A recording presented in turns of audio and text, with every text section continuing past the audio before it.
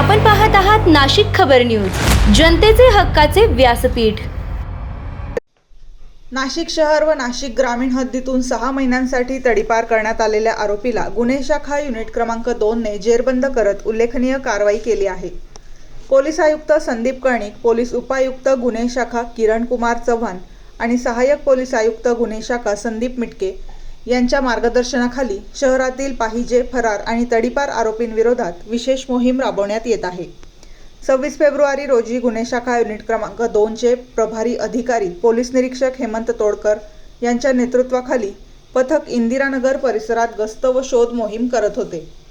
यावेळी सहाय्यक पोलीस उपनिरीक्षक संजय सानप यांना गोपनीय माहिती मिळाली की तडीपार आरोपी आकाश विश्वनाथ वानखेडे हा अहिल्यानगर रोड परिसरातील सुखदेवनगर पाथर्डी शिवार येथे उभा आहे। माहितीच्या आधारे पोलिसांनी शेख यांच्या ऑइल गोडाऊन जवळ सापळा रचून त्याला ताब्यात घेतले। चौकशीत त्याने आपले नाव आकाश विश्वनाथ वानखेडे, सुखदेवनगर, पाथर्डी गाव, दोंदेमळा, नाशिक असे सांगितले। तो नाशिक शहर व ग्रामीण हद्दीतून 6 महिन्यांसाठी तडीपार असतानाही आदेशाचे उल्लंघन करून परिसरात फिरत असल्याचे निष्पन्न झाले। या प्रकरणी इंदिरानगर पोलीस ठाण्यात महाराष्ट्र पोलीस कायदा कलम 142 अन्वये गुन्हा दाखल करण्यात आला आहे।